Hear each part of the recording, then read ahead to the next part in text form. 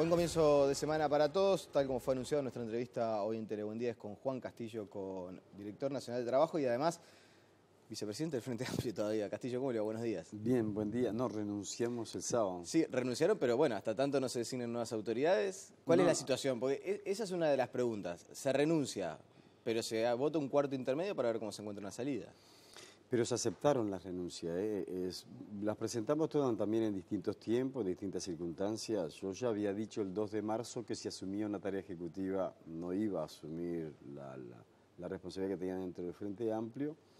Demoré en presentar la renuncia por una cuestión de que todavía no se resolvía qué pasaba en todo el equipo de presidencia. Esto lo concreté el 6 de agosto porque justo hizo 3 años. Un 6 de agosto fue que asumimos la responsabilidad, un 6 de agosto presenté la renuncia y se hizo efectiva en este plenario.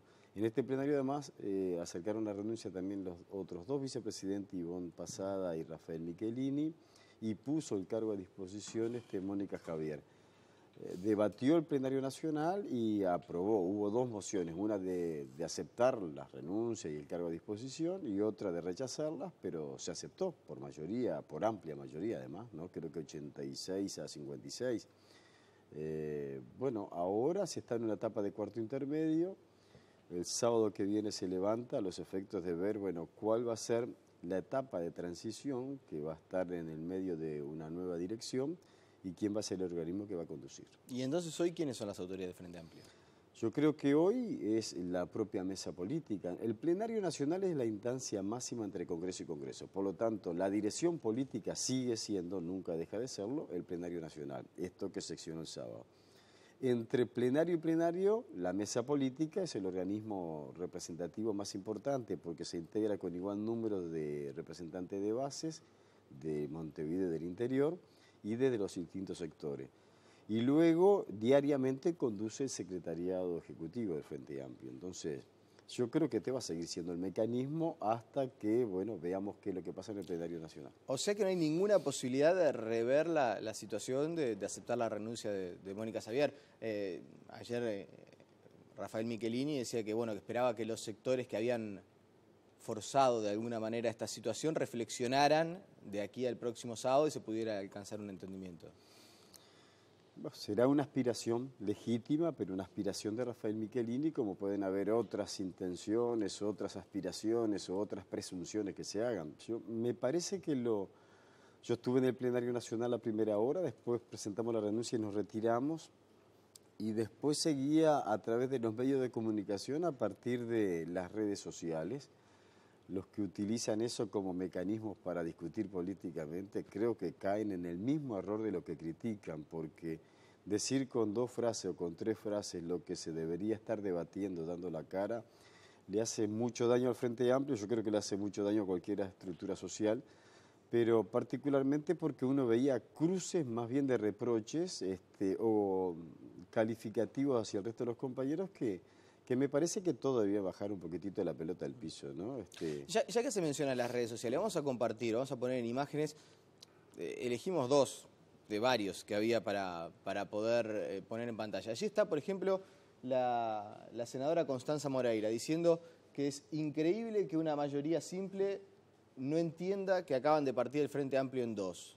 Hace referencia a las grandes posiciones que quedan enfrentadas. Y después está de Pedro Apesteguía, respondiéndole a Julio Bango, diciendo que hay un golpe de Estado en el Frente Amplio.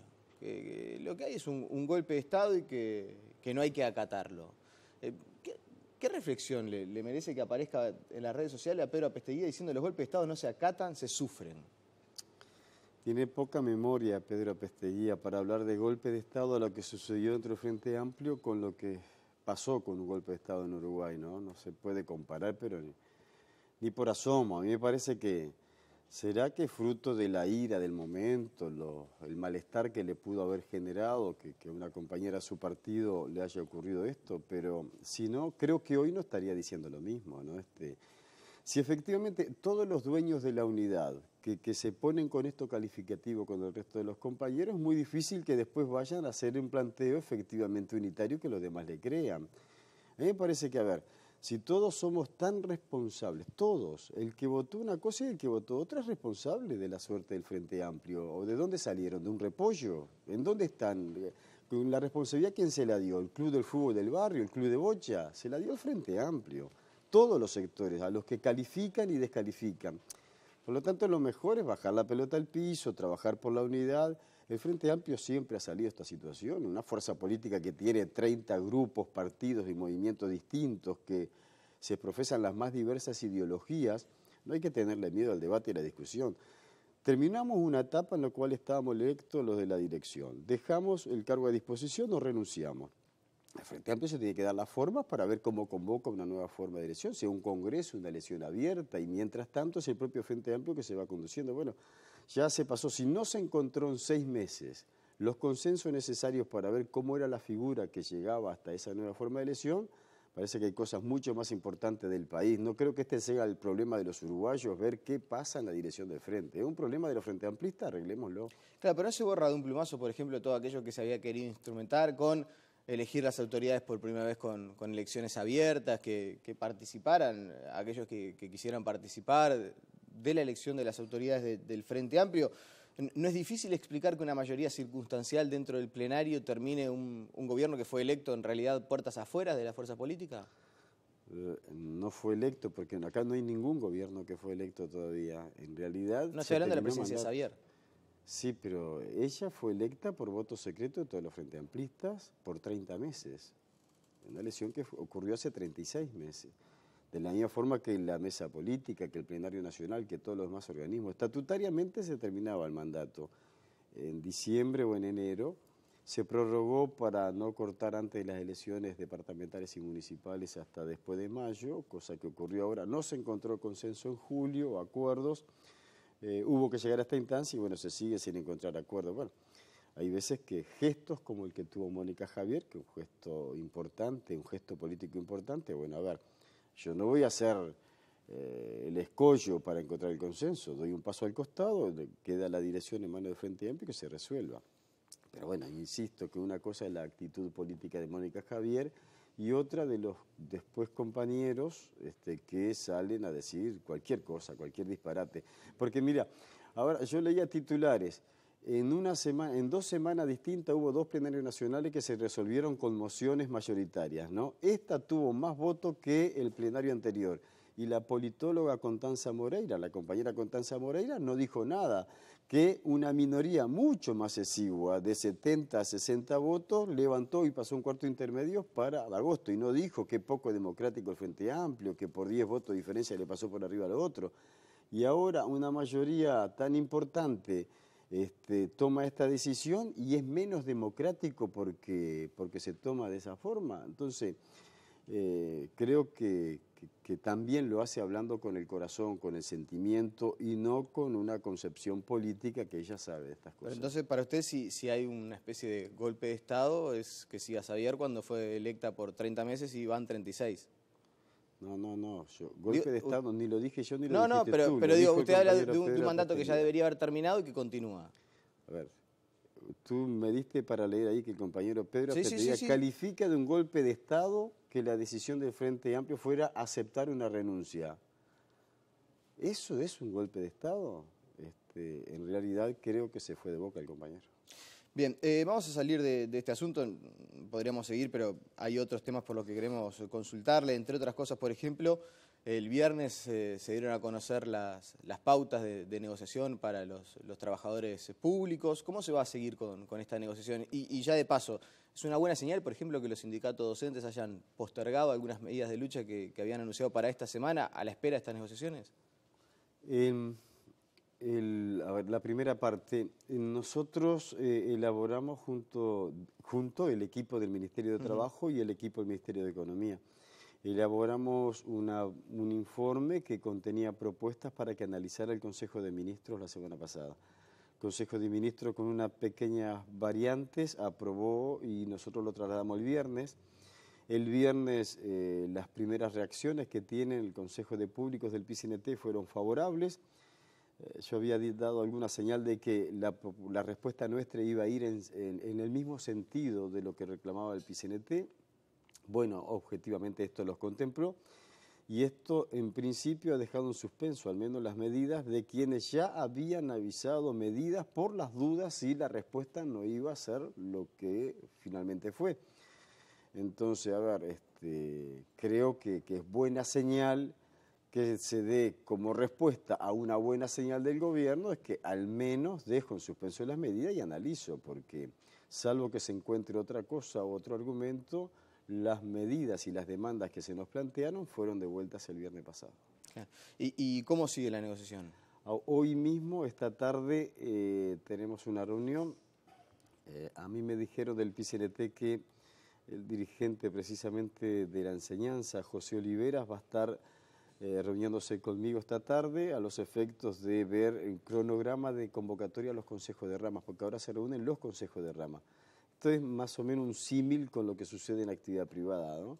Acá hay un Consejo Superior del Público por encima, una vez que se aprueban los lineamientos general, se abre la negociación a las ramas de actividad y ahora son las ramas las que tienen que negociar para llevar las propuestas concretas de convenios colectivos por lugar de trabajo. ¿Y las propuestas concretas entonces cuándo se van a plantear? Por Las distintas ramas de actividad. Las generales ya están planteadas. Ahora estas hay que aterrizarlas en cada rama de actividad. Nosotros creemos que esta semana mismo estamos en condiciones de convocar a que se reúna. Más allá de que todavía no tengamos ajustes finales a veces de partido de cifra, el problema más importante es que ir armando, ir resolviendo el conjunto de acuerdos que supone un convenio colectivo. Y bueno, yo no sé, pero yo creo que a mitad de semana ya empiezan a reunirse las primeras consejos. Le invito a repasar lo que decía Fernando Pereira, el presidente del PIT-CNT, en esa silla la semana pasada, cuando hablábamos de los tiempos de negociación, tanto para el sector público como para el sector privado. Nosotros entendemos que las pautas que el Poder Ejecutivo presentó al sector privado son negativas para los trabajadores y que al mismo tiempo está presentando las pautas para el sector público demasiado tarde. Las va a presentar el 7 y el plazo de presentación del presupuesto es el 31, con lo cual el sector público, en el mejor de los casos, va a tener 22 o 23 días de negociación y el sector privado 90. ¿No es poco tiempo para negociar? Estaba enojado mi amigo Fernando Pereira, pero a ver, no se puede pedir palo porque bogas y palo porque no bogas, ¿no? En la actividad privada no hay un decreto de aumento de salario, lo que hay son lineamientos que ha colocado el gobierno para que las dos partes, trabajadores y empleadores, comiencen la negociación, se comienza a discutir. Seguramente si hay que hacer ajuste, el gobierno va a tener las orejas grandotas como para escuchar si hay necesidad de ajuste. Ya los hubo, ¿no? Después de los anuncios ya hubo algunas variables de ajuste que hizo el gobierno. Sí, bueno, pero se dijo que ahora no había más margen para cambiar esas pautas. O por lo menos eso fue lo que expresó Daniel Astori. Yo se lo preguntaba a Raúl Sendic el pasado viernes, le pregunté, ¿hay margen para cambiar esas pautas? No, no hay margen. El margen ya está dado por esa misma variable que colocó el gobierno como segunda instancia, ¿no? Donde entre otras cosas dijo de que si algún acuerdo colectivo entre las partes supone un aumento por encima de los lineamientos, el Poder Ejecutivo lo firma, mientras tanto no se traslade a precio los aumentos conseguidos. Entonces hay una variable. Ese es el margen que tenés como sindicato para discutir posibles convenios por productividad. Solo lo van a saber los integrantes de cada grupo, qué margen hay para discutir. Hay muchas variables, pero bueno, no es nuestra responsabilidad tener que decirles por dónde están los caminos que conducen a tener un convenio colectivo mejor que lo que pueda estar aparentando el lineamiento. Usted dice que con eso se dejó la puerta entreabierta para que eventualmente pueda haber un entendimiento. Claro, tiene que participar el sector empresarial también, obviamente. Pero es así, por eso es una negociación y por eso es tripartita. A ver, nosotros, el gobierno, el poder o los delegados del Poder Ejecutivo no tienen que jugar un rol tan activo allí, más que estar en el ámbito de discusión y estar trabajando en función de los lineamientos, pero ahora es el arte de negociar. ¿Y eso no termina por favorecer, por ejemplo, a los sindicatos más grandes, que tienen mayores posibilidades de presionar, esto entre comillas, para alcanzar un mejor convenio por fuera de las pautas? Mira, el problema es que no hay sindicatos más grandes o más chicos, ¿no? Hay quienes transitoriamente por la coyuntura tienen otro contexto, otras posibilidades, otro margen. Otroras grandes sindicatos hoy no tienen esa misma responsabilidad, ese mismo margen. O sea, no es el número solo el determinante de gran sindicato. A mí me parece de que hay un conjunto de elementos que hace que el gobierno haya colocado 3 columnas para clasificar el mundo del trabajo adentro de Uruguay. O hay empresas que están muy complicadas y que vienen complicadas hace muchísimo tiempo. Hay empresas que están muy bien, que las crisis no lo ha afectado y que siguen vendiendo muy bien y produciendo muy bien. Y hay empresas que están en una media. Entonces, creo que eso es lo que va a contribuir y lo que va a ayudar. Esto en la parte privada. En la parte de los públicos, bueno, nosotros creemos de que hay margen para negociar. Nunca hubo más tiempo que este. Capaz que lo que hay que hacer es apelar a la memoria. Los gobiernos asumen en marzo y antes de agosto constitucionalmente tienen que remitir el armado del proyecto de presupuesto para el Parlamento.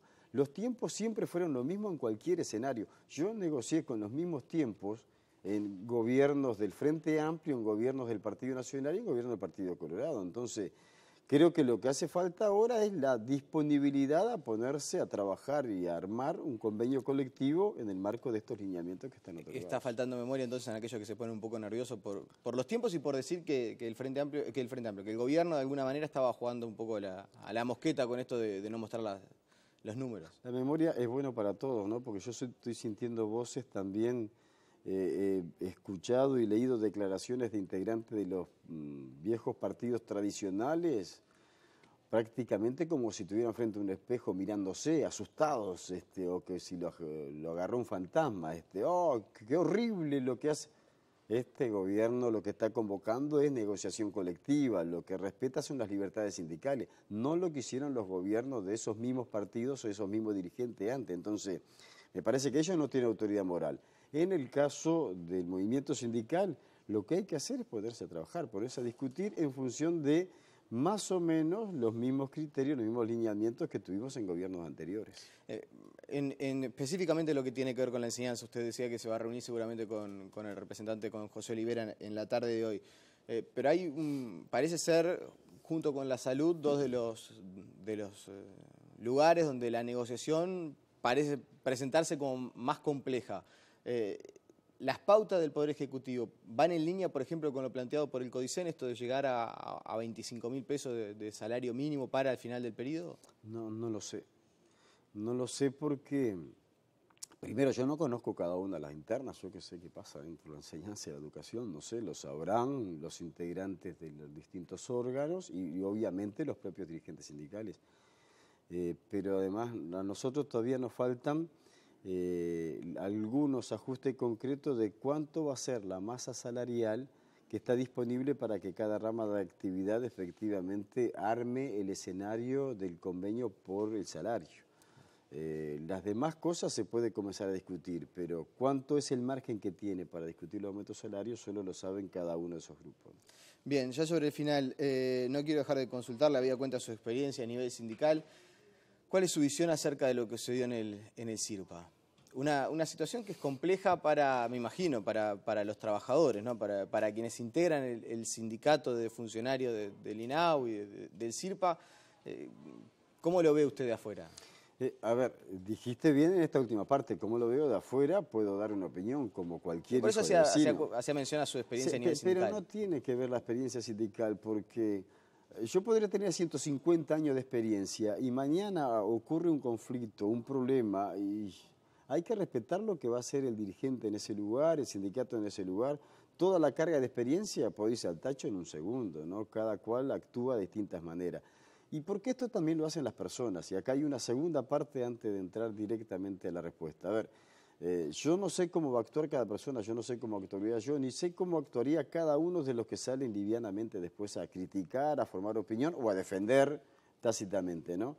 Porque, a ver, en el escenario de un video, que es como dice todo el mundo, con el diario del lunes cualquiera después es fácil opinar, ¿no? Pero si vos estuvieras en esa responsabilidad, si vos estuvieras en ese lugar, ¿cuál sería la reacción? Yo creo que tú no lo sabrías, yo tampoco sé. Y si el que estuviera ahí adentro fuera un familiar directo mío, un hijo, un sobrino, un hermano, ¿cuál sería mi reacción? Seguramente tampoco sea muy fácil de lo que estoy diciendo ahora que fuera a contemplar o a proteger. Entonces, Ahí me parece de que hay algunas cuestiones que solamente la podrá resolver la interna del movimiento sindical. No les compete a más nada. Sobre las responsabilidades sindicales le compete a la autoridad sindical.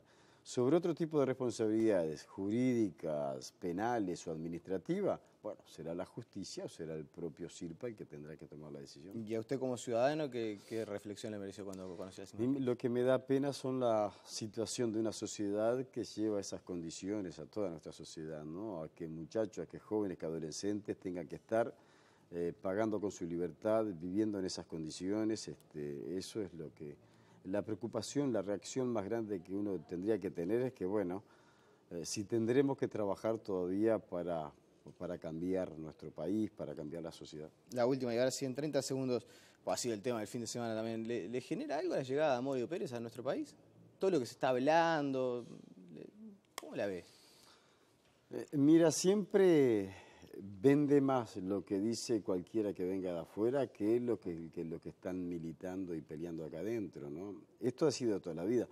Yo nací a la vida política sabiendo que había habido un Amodio Pérez que había traicionado a los Tupamaros en su momento y que había, por culpa de esa traición, mandado presos o a la tortura o hasta la desaparición física a muchos compañeros y a muchas compañeras.